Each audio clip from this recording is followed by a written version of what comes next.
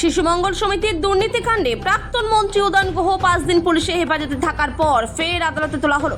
সোমবার বেলা 2টা নাগাদ উদয়নকে আদালতে তোলার সময় বিজেপি কর্মী সমর্থকরা আদালত চত্বরে তাকে লক্ষ্য করে চোর চোর স্লোগান দেয়।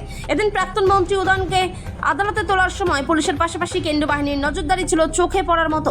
এদিন উদয়নকে আদালতে তোলা হলে মেডিকেল রিপোর্ট না আসায় তাকে ফের মঙ্গলবার আদালতে তোলা হবে বলে জানা গিয়েছে। এদিকে কেন উদয়নের মেডিকেল রিপোর্ট আদালতে জমা পড়েনি তা নিয়ে প্রশ্ন উঠতে শুরু করেছে। বামেদের পক্ষ থেকে মেডিকেল রিপোর্ট সময় মতো আদালতে জমা না হওয়ার পেছনে চক্রান্তের অভিযোগ তোলা হয়েছে। এদিকে শিশু মঙ্গল সমিতির দুর্নীতিকাণ্ডে ইতিমধ্যে গ্রেপ্তার করা হয়েছে উদয়ন ঘনিষ্ঠ দিনহাটার তৃণমূল নেতা বিশুধরকেও। তাকেও মালদা থেকে গ্রেপ্তার করেছে পুলিশ। গত বৃহস্পতিবার তাকে মালদা থেকে গ্রেপ্তার করে দিনহাটা নিয়ে আসা হয়। শুক্রবার তাকে আদালতে তোলা হলে 6 দিনের পুলিশি রিমান্ড মঞ্জুর করে বিচারক।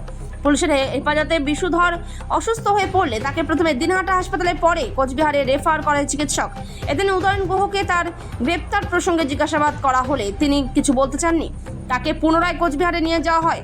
দিনহাটা আদালতের সরকারি আইনজীবী সঞ্জয় বর্মন জানিয়েছেন, উদয়ন গুহকে এদিন আদালতে তোলা হয়েছিল। তার যেহেতু মেডিকেল রিপোর্ট আসেনি তাই সুপারকে মঙ্গলবার রিপোর্ট পেশ করার নির্দেশ দিয়েছে বিচারক।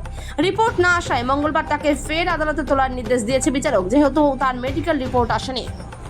কোচবিহার থেকে সুমন মণ্ডলের রিপোর্ট, বিগ নিউজ বাংলা। আদালতে তোলা হয়েছিল তার পিসির যে হ্যারিংটা ছিল তার কনসিডারেশনের জন্য, কিন্তু যেহেতু মেডিকেল রিপোর্টের উপরে কোর্ট সে এর আগের দিনে বলেছিলেন যেহেতু মেডিকেল রিপোর্টটা আসেনি, আজকেও আসেনি সুপারকে, ওই জন্য আজকে কোর্ট লার্নেড কোর্ট সুপারকে নির্দেশ দিলে আগামীকালের মধ্যেই মেডিকেল রিপোর্ট সহ এবং উদয়ন গুহর প্রোডাকশন থাকবে আগামীকাল। কালকে পিসির হ্যারিংটা কালকে কনসিডার করা হবে। কোর্ট তাই বললেন এবং সেটা আগামীকাল ডেট ডাকলেন। আজকে কি ডাক্তারি রিপোর্ট আসেনি, সুপারের রিপোর্টটা আসেনি, ডাক্তারের তার মেডিকেলে কী আছে পজিশন সেটা রিপোর্টটা আসেনি, যার জন্যই আগামীকাল রাখা হয়েছে এবং সেটা ম্যাডাম একদম সেটা করা হবে, সেটা নির্দেশ দিয়েছে আগামীকালের মধ্যে সেটা রিপোর্টটা পেশ করার জন্য এবং আগামীকাল সেটা পিসির পেয়ারটা দেখা হবে। আজকে উনি তো সব থেকে বড় চোর উত্তরবঙ্গের, ওনার হিসেব মতন কোমরের মধ্যে দড়ি লাগায় ওনাকে কোর্টে তোলা উচিত। লজ্জা নাই, সব কিছু চোর করছে না।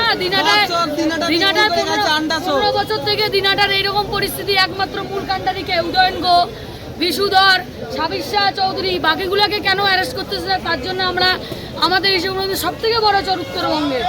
আজকে দিনাটা পৌরসভার লাখ লাখ কোটি কোটি টাকার ঘোটালা করছে।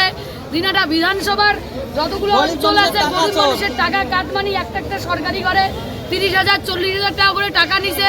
পৌরসভার দুর্নীতি করছে, শিশু মঙ্গল সমিতিতে বাচ্চাদের নাম করে সমস্ত ব্যবসায়ী লোকজন সাধারণ মানুষের কাছ থেকে টাকা তুলছে, 500 কোটি টাকা তুলছে, সেই টাকার ওনাকে হিসাব দিতে হবে। যার জন্য আপনার নাম শাবানা খাতুন।